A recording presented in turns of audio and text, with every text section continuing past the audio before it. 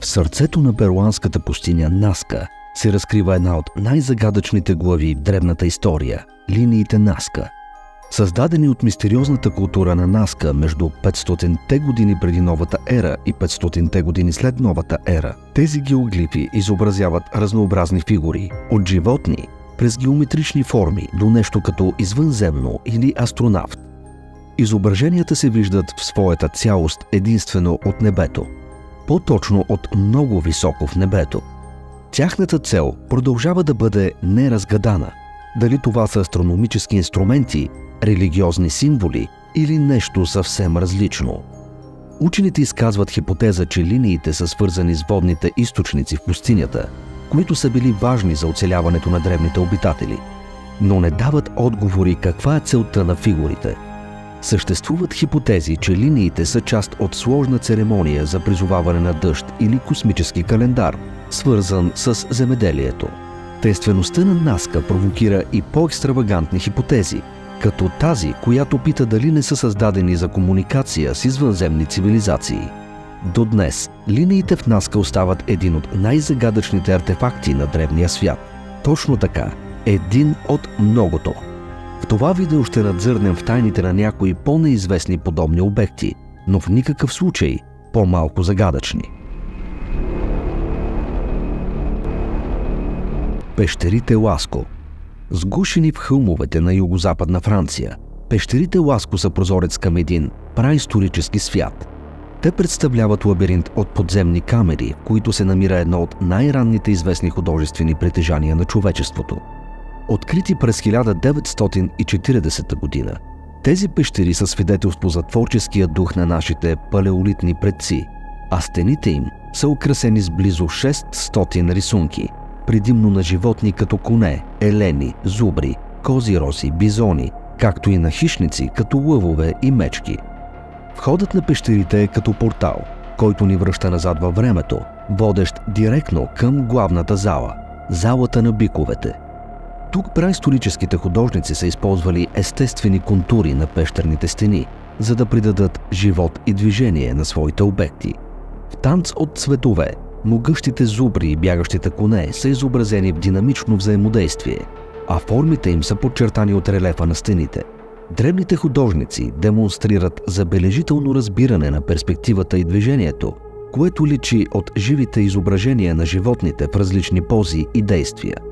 Отвъд залата на биковете се намира главната галерия, която често е оприличаване на Сикстинската капела на праисторията. На нейния таван е разположена зашеметяваща колекция от картини, в които червени зубри образуват кръгъл мотив, а черен бик стои величествено срещу женски зубър, сякаш уловен в момента на интензивно действие. В тази галерия са изобразени множество коне, всеки от които е изработен с високо ниво на внимание към детайла. Тези изображения говорят много за художниците и дълбоката им връзка с природния свят. Пещерите Ласко обаче не са само галерия на древното изкуство, а източник на голяма мистерия. Намерените в пещерите костни и кремъчни инструменти подсказват, че ранните художници най-вероятно са ги използвали за гравиране на стените. Пигментите, използвани за рисунките, съдържат следи от рок на Северен Елен, което свидетелства за високо материалознание. Някои от изображенията в пещерите, като раненият човек или съставните фигури на животни, продължават да будят недоумение у археолозите и историците, а смисълът и значението остават неразгадани и до днес. За съжаление, през 1963 година пещерите е трябвало да бъдат затворени за посетители поради съображение за опазването им. Напливът от туристи е започнал да уврежда деликатните праисторически рисунки. В отговор на това е създадено точно копие Ласко 2, което предлага на посетителите автентично преживяване, като в оригиналните пещери. Теотиуакан. Дълбоко в долината на Теотиуакан, Мексико, древният град Теотиуакан, често наричан още родното място на боговете, представлява монументално свидетелство за една забулена в мистерия цивилизация. Създаден е около 2 век преди новата ера и достигнал своя зенит през 4 век от новата ера. Теотиуакан е бил оживен метрополис и дом на емблематични структури като пирамидата на Слънцето, пирамидата на Луната и алеята на мъртвите. Неотдавнашни генетични изследвания хвърлиха нова светлина върху жителите на този колосален град.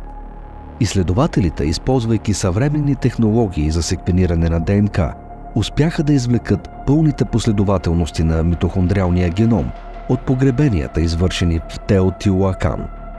Въпреки предизвикателствата, породени от лошо запазената ДНК поради почвените и климатичните условия в региона, те успешно картографираха митохондриалния геном на тези древни хора.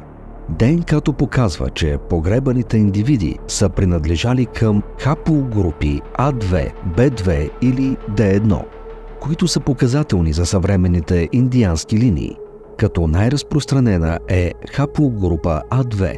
Това новаторско изследване показва силна генетична близост между хората от Теотиуакан и други мезоамерикански групи, като ги причислява към централно-мезоамериканския клъстър. Освен това, изотопният анализ, извършен върху същите проби, дава представа за начина им на хранене, като разкрива висока зависимост от растенията С4, по-специално царевицата, като основен източник на храна. Това съвпада с предишни археологически открития и подчертава жизнено важната роля на отглеждането на царевица в развитието на мезоамериканските цивилизации. Растежът на Теотиуакан е белязан от отделни фази, известни като Патлачикие, Цаокуаи, Микаотли и Чолаплан. Охтотипак, като Патлачикие, трае от 150-та година преди новата ера до първи век от новата ера, като тогава няма много останки, индикиращи постоянно обитаване. По време на Цакуаи, от първа година от новата ера до 150-та година от новата ера, се установяват първите постоянни заселници. Към края на периода градът наброява 80 000 жители и се простира на 20 квадратни километра. Той бързо се разраства до голям метрополис, отчасти поради икономическите възможности и екологичните фактори, като изригването на вулкана Ксител, което налага миграцията от други селища в Централната долина. Теотиуакан е организиран като гигантска координатна решетка. Главната артерия на града е с дължина около 3 км и е наречена Промендата на мъртвите от ацтеките, тъй като те погрешно заключили, че платформите край пътя са гробници. В северния край на улицата се намира Сиудадела, цитаделата. Представлява огромно ограждение, в което е разположен храмът на Кетцалкоатъл, богът перната змия. Пирамидата на Слънцето е най-внушителната постройка в града. Тя не е издигната върху руините на по-стари постройки, за разлика от други обекти от същия период, а е самостоятелен еднофазов проект. На 6 метра под основите на пирамидата се намира 103 метров тунел. Той представлява тръба, образувана от лава от вулканични събития, настъпили преди 1 милион години. Тръбата е с разклонения, завършващи във формата на детелина, доизсечена преди построяването на пирамидата. Тунелът е открит по време на разкопки на основите през 1971 година от екипа на Ернесто Таблада. Заедно с отделните камери и стълбища, целият тунел е дълъг около 220 метра. Вътрешността на пирамидата е от земен насип. Към страните има каменни колони, а стените са изградени от камъни и замазка от вар и пясък.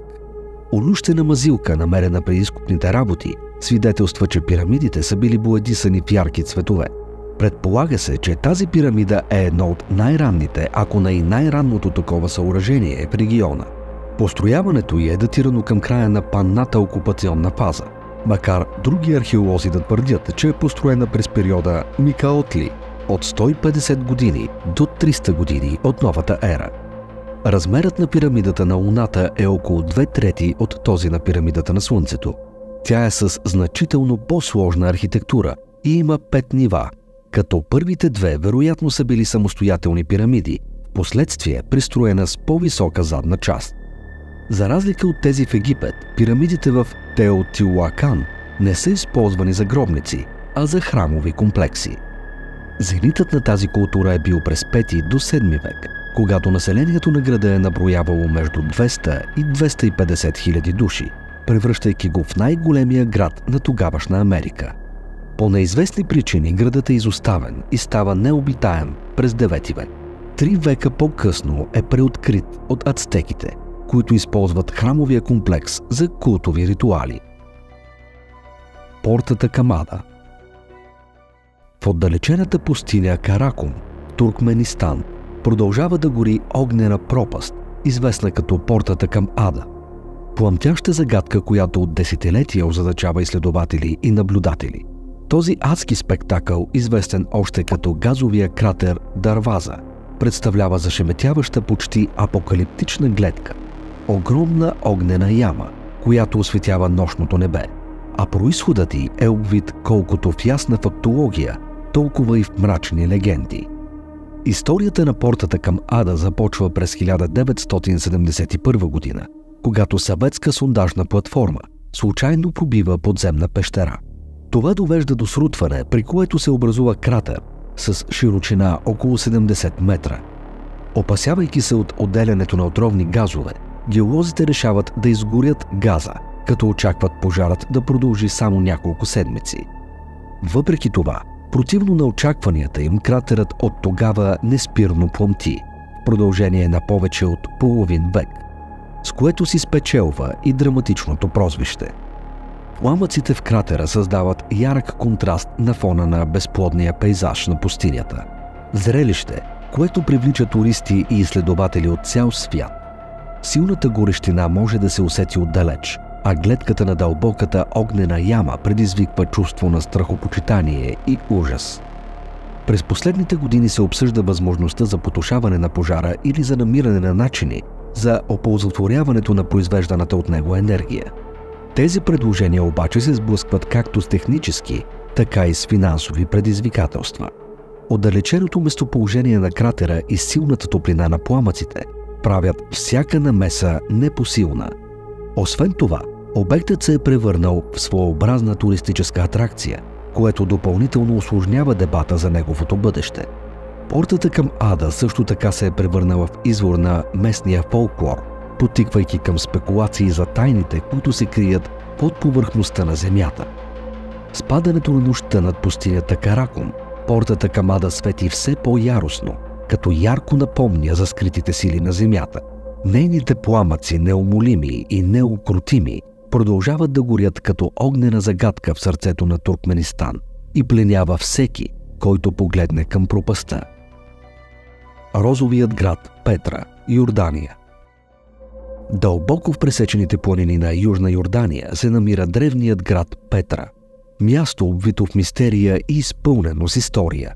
Известен като Розовия град заради цвета на камъка, от който е издълбан, Петра е свидетелство за изобретателността и майсторството на своите строители, набатейците. В града има неидентифицирани праисторически останки, но първите известни обитатели са едомците, които живеели тук около 1000 години преди новата ера. Според Библията, те били потомци на Исав, а препратките в Битие към място наречено Села почти сигурно се отнасят за Петра. Едомците били победени от юдейския цар Амасия, който наредил 10 000 пленници да бъдат убити, като ги хвърлят от върха на скала. Предполага се, че гробницата на Моисеевия брат Аарон се намира на хълма над Петра. Към 4 век преди новата ера, Петра е населявана от набатеите, арабско племе, което изсича много от фасадите на сградите от пясъчник и живее в множество пещери из града. Някога Петра е била процъфтяващ търговски център и столица на Набатейското царство. Стратегическото му местоположение е покрай керванните пътища, по които се пренасят тамян, смирна и подправки от арабския полуостров към Средиземноморието, го превръща в ключов център за търговия и култура. Набатейците, известни с уменията си в областта на опазването на водите, хидротехническото строителство и каменната резба, превръщат Петра в процъфтяващ метрополис с храмове, гробници и сложна система от акведукти и язовири. Най-емблематичната постройка в града е съкровищницата Ал-Казнех. Тя е известна с зашеметяващата си фасада, издълбана в скала от пясъчник.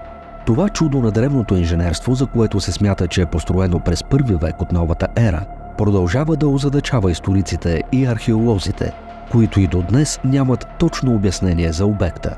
Макар да се нарича съкровищница, истинското предназначение на тази грандиозна структура остава предмет на дискусии като някои предполагат, че може да е била храм или царска гробница. Отвъд съкровищницата, обширният комплекс от сгради и гробници в Петра разкрива космополитния характер на неговите жители. Архитектурата на града е смесица от набатейски, гръцки, римски и византийски стилове, отразяващи разнообразните културни влияния, които са го оформили.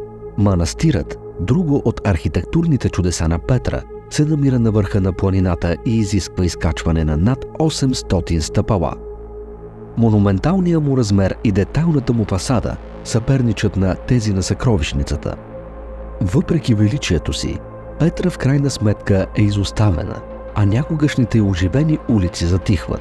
Градът е изгубен за западния свят до повторното му откриване през 1812 година от швейцарски изследовател Йохан Лудвиг Буркхарт. Това преоткриване поставя началото на превръщането на Петра в археологическа и туристическа дестинация. Подробно видео за откриването и историята на Петра ще откриете в описанието. Днес руините на града дават възможност да се запознаем с неговото легендарно минало. Сикът, тесен пролом, водещ към Петра, създава предпоставки за вдъхваща страхопочитание гледка към съкровищницата, която се открива в края му. Улицата, изпълнена с фасади и усеяна с гробници и къщи, както и театърът в римски стил, побирал над 3000 зрители, са още едно доказателство за историческото значение на града. Въпреки това, голяма част от миналото на Петра остава загадка. Сложната водна система на града, която му е позволила да се развива в пустинята, неговите сложни гробници и храмове, както и ежедневието на хората, продължават да вълнуват и озадачават изследователите. Археологическите разкопки и проучвания продължават и бавно разбулват тайните на това древно чудо. Гората Хоя Бачу, Румъния. Гората Хойо Бачу, разположена в близост до град Клуж Напока, в северна Румъния, е обвита в мистерии и паранормални явления. Това е място, което много хора смятат за портал към друго измерение. Посетителите на местността споделят за странни усещания, като все едно са наблюдавани, загуба на времева ориентация, обриви, главоболие, гадене, изгаряния и дръскотини. Има сведения за хора, които са изпитали силни емоционални вълнения, свързани с спомени от миналото, които обаче изчезват, щом напуснат гората. В покрайнините на гората Хоя Бачу се наблюдават странни феномени, като появи на извънземни и летящи чинии. Посетителите и местните жители съобщават за детски и женски смях, който се чува от гората и кара кръвта им да застине. Фотографии, направени в гората, показват мистериозни призрачни силуети, което значително засилва злокобния образ на мястото. Интересът към гората се появява през 60-те години на 20 век, когато биологът Александър Суифт прекарва едно десетилетие в гората и документира своите наблюдения върху паранормалните явления. Той описва своето пребиваване като период на страх, паника и неприятни усещания, съпроводени от странни звуци и гласове. Въпреки желанието си да си тръгне, биологът разказва, че сякаш нещо го е държало там. На 18 август 1968 година военният Емил Барнет става свидетел на НЛО в гората. Той документира срещата си с този обект чрез фотографии, които се смятат за някои от най-ясните изображения на НЛО в Европа. Тези снимки са прегледани и признати за автентични от множество експерти. Гората Хоя Бачу е известна също и със своите необичайни дървета, които растат в спираловидна форма или с необичайни изкривявания. Някои от дърветата са на повече от 200 години, но изглеждат като млади фиданки. Учените все още не могат да обяснят този феномен. Според местните легенди, гората е дом на демонът Белиал, древен източноевропейски символ на разруха и страх. Историите за изчезвания и странни срещи са част от митологията на гората. Според една от тях, момиче на 5 години изчезва в гората и се връща след 5 години, без да е остаряло и ден. То няма спомени от изчезването си до момента на намирането му. Съществуват истории за други изчезвания и странни срещи, които също остават необяснени. Според изследванията, радиоактивността в гората е по-висока от обичайното, което се дължи на урана, съдържащ се в почвата. Този факт може да допринесе за някои от наблюдаваните странни явления. Гората Хоя Бачу, известна като Бермудският триъгълник на Трансилвания, продължава да бъде предмет на изследвания и спекулации. Въпреки научните опити за обяснение, множество явления си остават мистерия, превръщайки това място в една от най-загадъчните точки на планетата Земя. Споделете с нас какво мислите за всичко това в коментарите, за да обучете приключението си, като гледате нашите плейлисти. А ако искате още, просто си пуснете следващия епизод, който ви излиза като предложение отляво.